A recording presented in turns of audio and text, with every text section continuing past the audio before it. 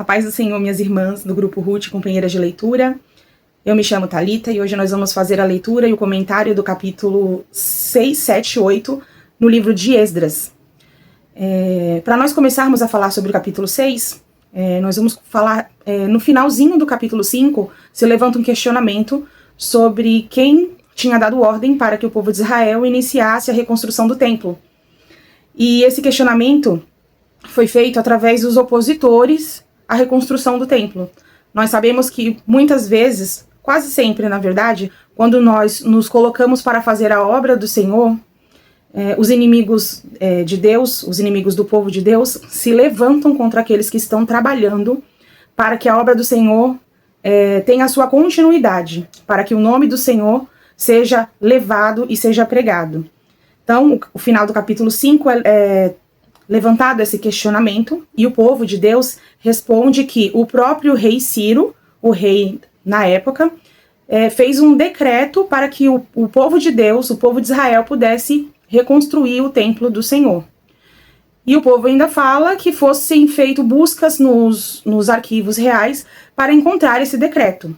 E agora sim, nós vamos iniciar falando no capítulo 6. O capítulo 6, no versículo 1, nós vemos que o rei da época, o rei Dário, ele manda fazer essa busca nos arquivos reais.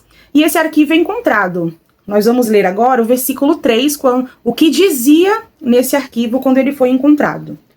Esdras, capítulo 6, versículo 3, nos diz assim: No primeiro ano do rei Ciro, baixou o seguinte decreto: a casa de Deus em Jerusalém se edificará para lugar em que se ofereçam sacrifícios e seus fundamentos serão firmes.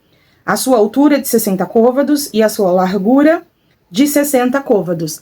Então, aqui no versículo 3, nós vemos que o decreto que o rei Ciro fez anteriormente foi encontrado através dessas buscas que foram realizadas através da ordem do rei Dário, que é o rei da época. E no versículo 7, nós vemos que não somente o decreto foi encontrado, mas o rei Dário, o rei da época, ele deu prosseguimento naquilo que o rei Ciro anteriormente tinha ordenado, deu prosseguimento para que o templo fosse reconstruído e também ele financiou a obra da reconstrução do templo. Vamos ler aqui o versículo 7 que diz assim: Deixai que se faça a obra dessa casa de Deus, que o governador dos judeus e os judeus edifiquem esta casa de Deus no seu lugar. O 8 diz assim: Também por mim se decreta o que haveis de fazer com os anciãos dos judeus, para que edifiquem a casa de Deus, a saber que da fazenda do rei, dos tributos da além do rio, se pague prontamente a despesa a estes homens, para que não interrompam a obra. Ou seja, o rei Dário deu continuidade à reconstrução do templo, e ele fez além, ele fez com que a obra fosse financiada com os seus próprios recursos.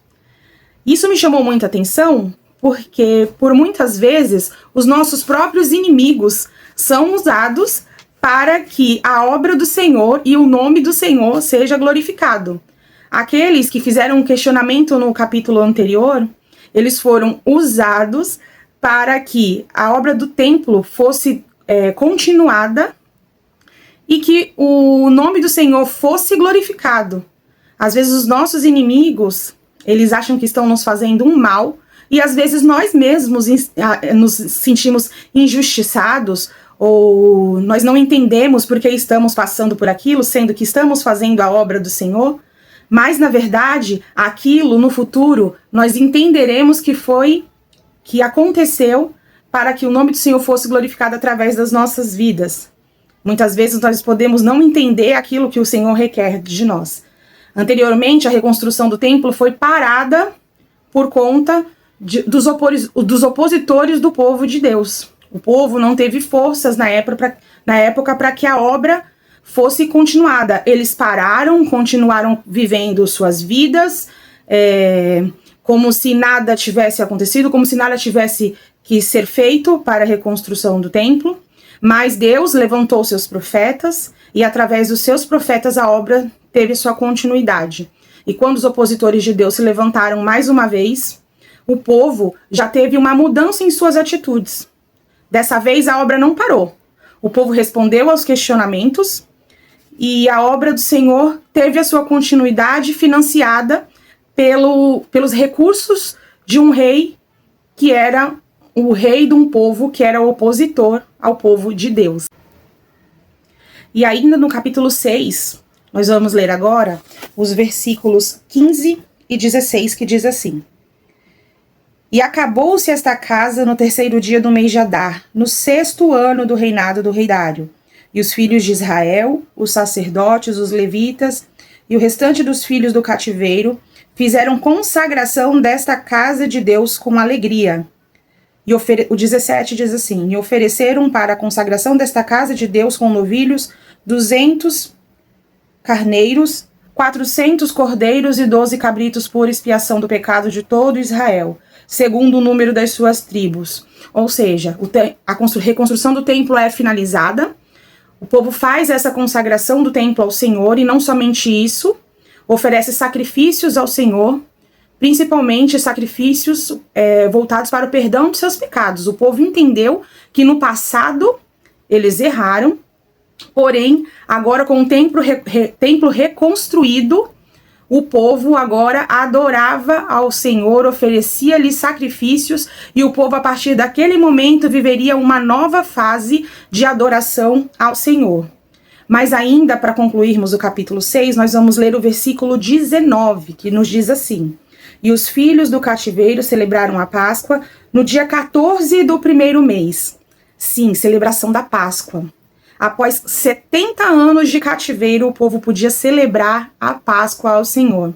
A Páscoa, aquela festa que comemorava a libertação do povo da escravidão que eles sofreram no Egito. Após 70 anos sem poder comemorar essa festa, porque eles estavam numa terra que não era sua, estavam vivendo debaixo da servidão de um povo que não era um povo que servia e adorava ao Senhor. Após esse longo período, eles puderam comemorar a Páscoa, porque foram libertos do cativeiro. Ou seja, Deus tinha muito mais para o povo de Israel. Agora eles tinham de novo a liberdade de poder adorar ao Senhor na casa do seu Deus. A alegria que o povo poderia novamente viver de adorar a Deus na casa do seu Deus. E quantas vezes nós nos colocamos em situações em que Deus não nos quer, em que Deus não quer que nós vivamos? O povo de Israel, ele viveu esse período de cativeiro por conta da desobediência que eles praticaram contra o Senhor. O Senhor utilizou de muitos profetas, homens de Deus, para avisar ao povo que eles estavam vivendo uma vida que não agradavam ao Senhor. Mas eles não deram ouvido aos homens de Deus. Eles não deram, se esqueceram daquilo que o Senhor tinha anteriormente feito por eles, se esqueceram daquilo que eles tinham aprendido através das leis do Senhor, e eles resolveram viver uma vida que desagradava ao nosso Deus. E por conta dessa desobediência, por conta de escolhas e atitudes erradas, o povo de Israel teve sua vida escravizada. E por muitas vezes, nós também, por desobediência, por viver uma vida em que achamos que devemos viver, nós nos colocamos em situações em que Deus não nos quer. Nós nos colocamos em situações que muitas vezes nós mesmos entendemos que estamos vivendo fora da vontade do Senhor. E nós não conseguimos sair. Assim como Israel não conseguiu sair pelo período que eles ficaram em cativeiro. Precisou Deus entrar no coração de um rei que era inimigo do povo de Deus para que o povo de Deus fosse liberto.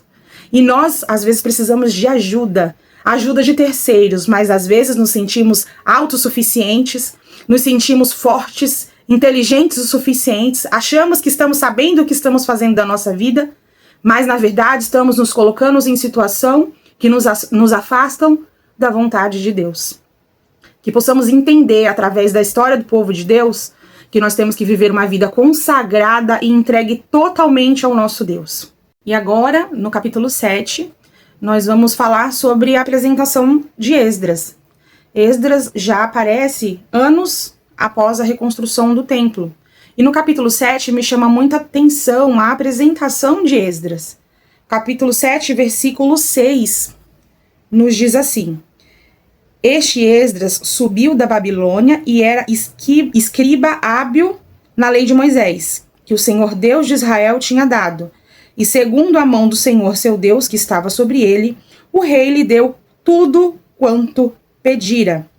E o versículo 10 nos diz assim: porque Esdras tinha preparado o seu coração para buscar a lei do Senhor e para cumpri-la e para ensinar em Israel os seus estatutos e os seus juízos. Como eu disse, Esdras aparece anos após a reconstrução do templo. Mas Esdras era um homem que ele era grande conhecedor da lei do Senhor, dada a Moisés.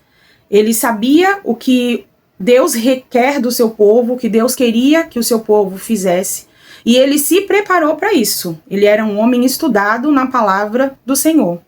E estudando um pouco sobre Esdras, nós aprendemos que Esdras, ele nunca anteriormente esteve em Israel. Ele nasceu em cativeiro. Mas mesmo nascendo num ambiente que não era bom, num ambiente que não ao seu redor não haviam tantas pessoas assim que o ensinasse a fazer as coisas que Deus quer para a vida dele, que Deus quer para os seus, Esdras mesmo assim não desviou do caminho do Senhor. E ele fez além. Ele estudou as leis do Senhor e foi um homem muito usado para a restauração espiritual do povo de Israel naquela época. Nós vamos ver agora, nos versículos posteriores, que Esdras foi um homem que levou o povo de Israel à restauração espiritual. Ele foi um homem voltado à vontade de Deus. Tinha tudo para dar errado, mas ele colocou o Senhor como prioridade da sua vida. Ele fez de Deus a sua força. Ele não se importou com as grandes dificuldades e os grandes problemas que tinham ao seu redor. Ele preferiu se dedicar e aprender a palavra, a praticar a palavra do Senhor e assim ensinar ao povo de Israel. E ele foi um improvável na sua geração. Aonde ele vivia, o ambiente onde ele vivia, poderia muito bem fazer com que ele se desviasse do propósito do Senhor para sua vida.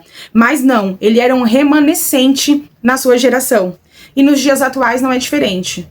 O Senhor procura pessoas que sejam fiéis a Ele, independente do ambiente onde estejam, independente do local onde vivem.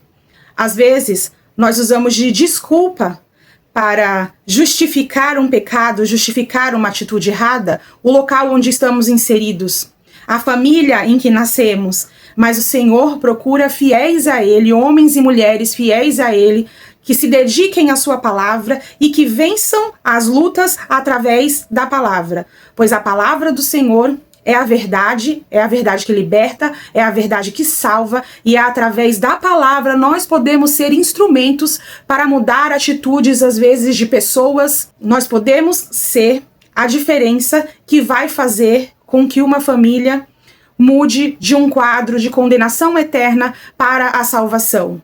Mas não por nós, não pela nossa inteligência, não por aquilo que nós sabemos, não por aquilo que nós podemos pela força do nosso braço, mas pelo poder da palavra do Senhor. A palavra do Senhor liberta, a palavra do Senhor salva, e eu e você devemos ser instrumentos do Senhor para que essa palavra chegue a quem está precisando. O povo de Israel precisava de uma restauração espiritual, e Esdras foi um canal de bênção para que o povo chegasse à sua restauração espiritual. O Senhor, Ele quer salvar vidas. Nosso Senhor Jesus veio ao mundo para que nós passássemos de uma condenação eterna para a vida eterna. E o Senhor quer salvar vidas. Só que isso requer conserto. E isso requer uma vida de santidade. E nós só conseguimos um conserto verdadeiro com o Senhor vivendo na verdade. Mas a renúncia é aquilo que nos leva ao céu. Seja você boca de Deus, seja você usado para que a palavra do Senhor seja pregada, mas para que a verdade seja pregada. E agora, no final do capítulo 7, no versículo 27, Esdras bendiz ao nome do Senhor. Vamos ler juntos o versículo 27. Bendito seja o Senhor Deus de nossos pais, que assim inspirou o coração do rei para ornamentar a casa do Senhor que está em Jerusalém. Aqui, Esdras entende que o quadro de Israel foi mudado porque o Senhor moveu o coração do rei. E foi por conta do Senhor que o povo de Israel conseguiu chegar até a conclusão e a reconstrução do templo. Esse capítulo, ele nos ensina que não é pela nossa força, mas é pela força do Senhor. É por tudo aquilo que o Senhor faz por nós. Se for pela nossa força, nós não chegamos a lugar nenhum. Apenas pela força do nosso Deus. Aquele Deus que salva, que cura, que liberta. E no final do capítulo 7, nós vemos que Esdras se anima e se reúne com chefes de família para retornar a Jerusalém. E já no capítulo 8, nós podemos ver que Esdras se junta com esses homens, com esses chefes de família, e no caminho a Jerusalém, ele se depara com aquilo que nós podemos dizer que é um problema, que é o que é relatado no versículo 15. Vamos ler juntos o versículo 15. E ajuntei-os perto do rio que vai a Ava, e ficamos ali acampados 3 dias. Então atentei para o povo e para os sacerdotes, e não achei ali nenhum filho de Levi. Como eu disse anteriormente, Esdras era um homem que era grande conhecedor da lei do Senhor, dada a Moisés, e ele sabia que quando ele chegasse em Jerusalém, não era qualquer pessoa que poderia trabalhar dentro do templo. Ele teria que ser descendente de Levi, teria que ser levitas. E quando ele se deparou com o povo, e ele olhou para aquele povo, e viu que no meio deles não tinha nenhum levita, ele parou. Ele parou, naquele momento eu imagino que ele pensou qual a atitude que eu devo tomar, e com certeza qual a atitude que eu devo tomar segundo a vontade de Deus. E nós vemos no versículo 17 e no versículo 18 a atitude que ele tomou. Vamos ler também. E enviei-os com mandado a Ido, chefe em Casífia. Falei a eles o que deviam dizer a Ido e aos netineus no lugar de Casífia, que nos trouxessem ministros para a casa do nosso Deus. E trouxeram-nos segundo a boa mão de Deus sobre nós, um homem entendido dos filhos de Mali sobre Levi. Então nós vemos que a atitude que ele tomou foi reunir homens sábios e chefes de família para que eles procurassem os levitas no meio do povo. E eles encontraram. Os versículos 18, 19 e 20, eles nos citam nomes dos homens que foram encontrados para servir dentro da casa do Senhor. Então, nesses versículos que nós já falamos, nós vimos que Esdras se deparou com um problema, e era um grande problema, porém, ao ver este problema, ele não deu prosseguimento, porque ele sabia que lá na frente isso poderia ser um problema muito maior. E às vezes é exatamente isso que nós temos que fazer. Nós se deparamos com um problema diante de nós, mas queremos resolver com o nosso próprio braço, com a nossa própria inteligência, quanto na verdade nós temos que fazer as coisas com calma e, com auxílio do nosso Senhor Jesus, fazer conforme a vontade dele. Era de levitas que ele precisava para trabalhar dentro do templo. E foi atrás disso que ele foi. E ele conseguiu. E agora nós vamos ler os versículos 21, 22 e 23. Esses versículos, eles vão nos falar sobre a segurança que o Senhor nos traz. Esses versículos eu achei... São versículos maravilhosos, e nos diz assim: Então apregoei ali um jejum junto ao rio Ava, para nos humilharmos diante da face do nosso Deus, para lhe pedirmos caminho seguro para nós, para nossos filhos e para todos os nossos bens. Porque tive vergonha de pedir ao rei exército e cavaleiros para nos defenderem do inimigo pelo caminho, porquanto tínhamos falado ao rei dizendo: a mão do nosso Deus é sobre todos os que o buscam, para o bem deles, mas o seu poder e a sua ira contra todos os que o deixam. Nós, pois, jejuamos e pedimos isto ao nosso Deus, que moveu-se pelas nossas orações. Ou seja, Esdras entendeu que não faria sentido ele pedir proteção a homens, pedir ao rei cavaleiros que os defendessem da mão dos seus inimigos durante o caminho a Jerusalém, sendo que ele pregava que Deus defendia o seu povo que era fiel, defendia-os de seus inimigos, e o Senhor fazia justiça aos seus e feria os seus inimigos. Então o que ele fez? Foi para o espiritual. Ele fez jejum. Não somente ele jejuou, mas todos os homens que estavam com ele jejuaram, pedindo proteção para os seus e para aquilo que eles estavam carregando. Ou seja, nós devemos entender que Deus é a nossa proteção diante dos nossos inimigos.